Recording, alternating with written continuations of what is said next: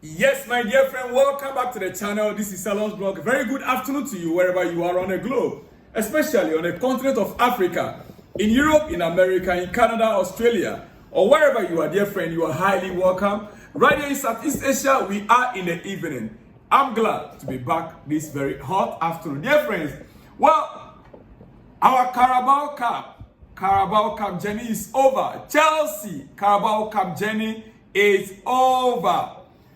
Newcastle 2, Chelsea 0, it ended last night.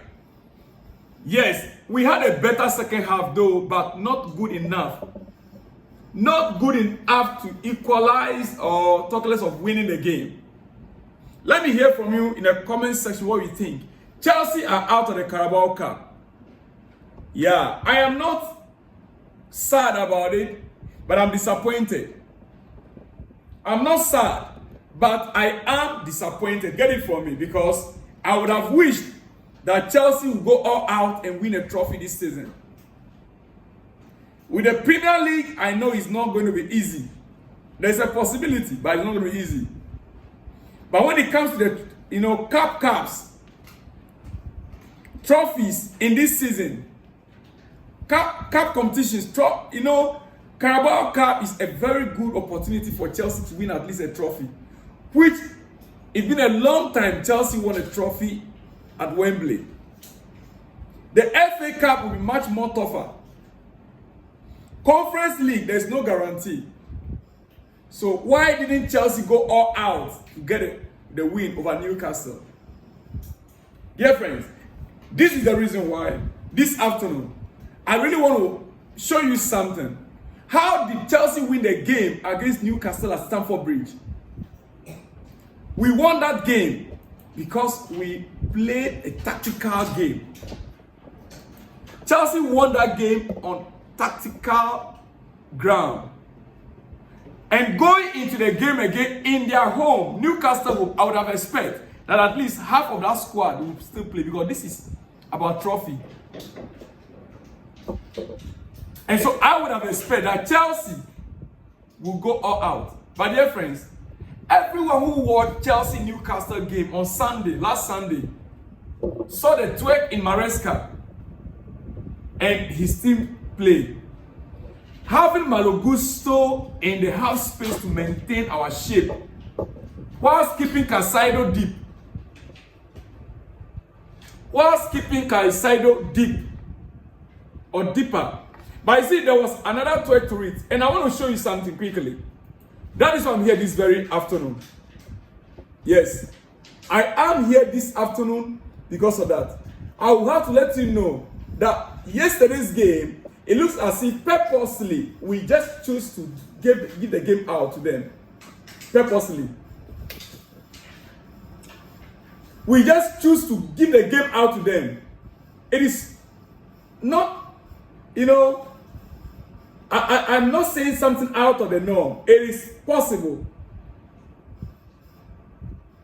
Because it looks like we want to manage the games that are ahead.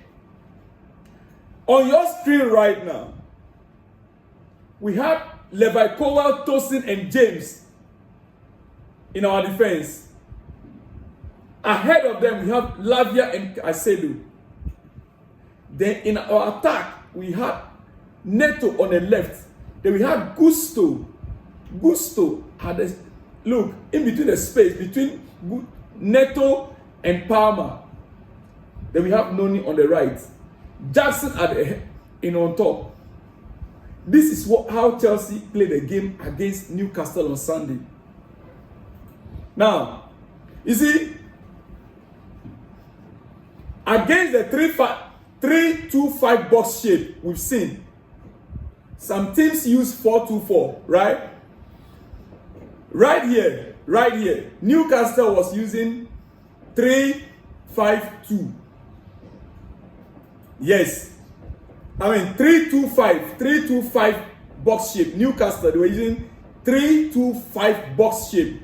Some other teams like to use 4-2-4 in defensive shape, like we saw in Liverpool game. In Liverpool game, they use 4-2-4. But Newcastle on Sunday, they use 3-2-5 box shape. Now, The aim is for the striker to cover passes into the double pivot and press any loose balls. If the pass goes into our double pivot, then of theirs, their setup will be perfect. Because the double pivot, once the double pivot lose the ball, the striker have an opportunity. Now, I will not waste much of your time. Why I'm bringing this up, because I want some of you to get it clear how Chelsea lost the game against Newcastle at home. I am surprised Enzo Maresca, he played similar formations, similar tactics, but the tools that he used, the players he used were not effective. Macucurella played the same role of Malo Gusto. Oh yes. With Modric, look, last night game, Modric played his game, but he was not helped by the rest of the squad members. Modric, yes, he played his game, but he was not helped. One of the few players that I can say they really stood up. I mean, Modric and who else? Christopher Nkunku. No, I didn't see him in the game. I did not see him. Now, Nkunku, you see, these are the games that Christoph is supposed to come up and make it his own and deliver. But I didn't see that. And let me state it again, once again here. Jackson has a better work rate compared to Christopher Nkunku, but Nkunku is more clinical.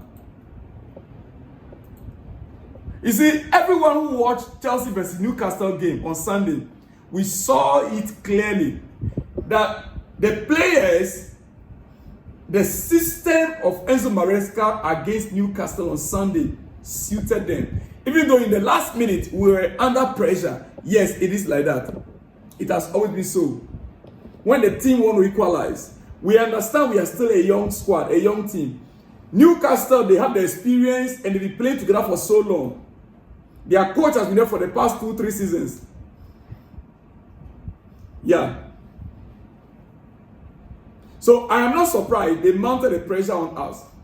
But you look on the screen carefully, you watch the system, and you know that, okay, if I'm able to hold Newcastle with this system, with Malo Gusto in between the space, Cole Palmer there, and let me just show you something again.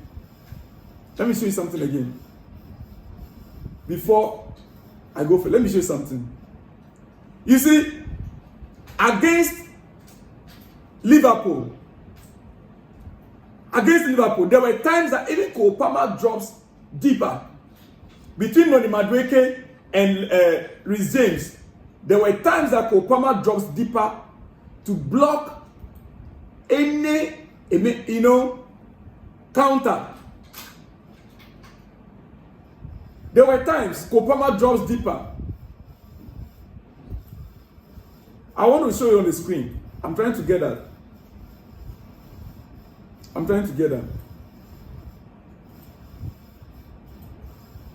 Okay.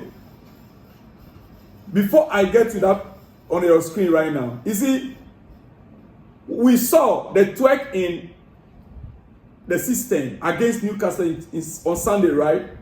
We've seen Maresca use Cole Palmer. We've seen him.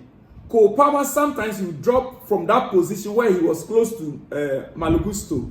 He would drop deeper and wider outside the block, which leads to the, and when he does that, he drops closer in between Noni Madueke and the right back, which is the center back, Reece James for that matter, right? And midfielder follows Palmer so they can't step up to a double pivot. The use of Cole Palmer when he drops deep was to make sure that the opposition cannot follow up, to get in between the double pivot of Caicedo and Romeo Lavia. When Cole Palmer drops, the focus now gets on Cole Palmer. We saw it in the game against Liverpool. When Cole Palmer dropped in between Noni Madueke and Reece James at the back, the attention of that player, which is in this case, was Liverpool player. Their attention now focuses on Cole Palmer, and therefore there is no more attack in between the double pivot, and nobody follows Palmer in that space. They will be confused whether to follow Palmer or to go to the double pivot. So there is always a space or a gap in between. I'll show that on your screen for you. Now, on your screen right now, you can see very clearly. Cole Palmer shifted from that position of near Gusto. Right? He's in between Jones and Gakpo. Cole Palmer now is between Jones and Gakpo. Right? Then Reece James, who, let's say Reece James have the ball right now. Reece James still maintain his position. Gakpo ahead, and then Cole Palmer sandwich between Gakpo and Jones. Noni up there. This was the strategic, play that we saw against Liverpool. And similar thing happened between Chelsea and Newcastle at home. That is the reason why Gusto is being used. So that whilst Gusto is occupying the space for Palmer, Palmer can now drop deep if he chooses to. But in yesterday's game, now on your screen again against Liverpool, that is why I mark it with the black ink. Look at the position of Cole Palmer when the game was ongoing against Liverpool. Noni Madueke is ahead of him. So now you saw clearly the tactical tweak in a game against Liverpool. We lost this game not because we didn't play according to strategy or we didn't play according to our plan. We lost the game because of our defensive errors and the goalkeeping error against Liverpool. This game could have been easily been a draw against Liverpool. Now, coming back to last night's game, why didn't Enzo Maresca use at least half of these members or this squad? Is it that we didn't take it serious? That is just an example I gave you from the Liverpool game. Jones is ready to push up onto the midfield, but then Palmer moves wide. Cole Palmer moves wide. Jones followed him, but now our midfield is free. Our midfield is then free. This leads to a pass in behind for Jackson. Or it led to a pass in behind for Nicola Jackson. My worry is going forward, Maresca will not repeat similar mistakes in the FA Cup. I don't know. He prioritized the league, the EPL, right? And the Conference League. But, we all know, in the EPL, we have many games to come. We can still catch up. Against Manchester United, they are not the strongest of Manchester United that we know of. But even that. Now, so Newcastle approached the game in a different way yesterday. Because they saw the tactics, they saw what we did.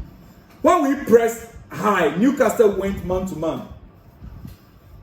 We pressed high, Newcastle went man to man. But when they were deeper, they defended in a 4-5-1 shape.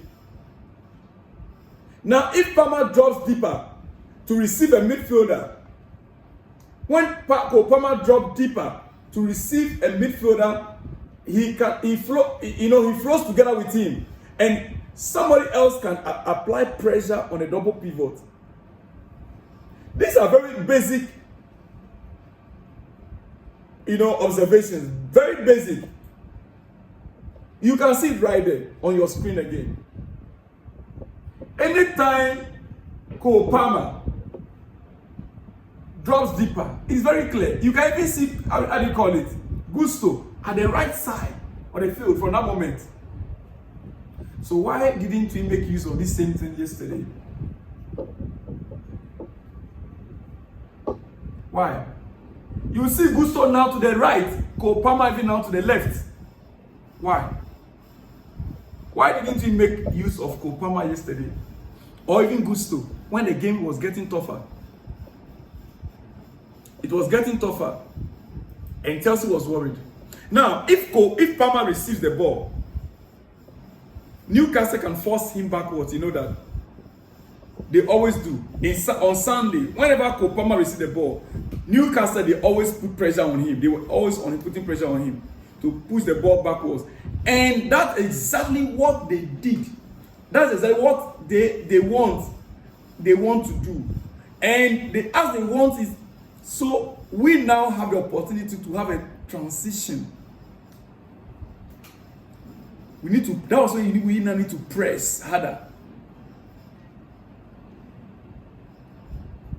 Because that is exactly what they want. As they then can transition into their man-to-man press. Their man-to-man press. So we are the one that now have to now, instead of them to have their man-to-man press, remember our strategy has always been one extra man. So their man-to-man press doesn't work in this case. Well, dear friends, it is over.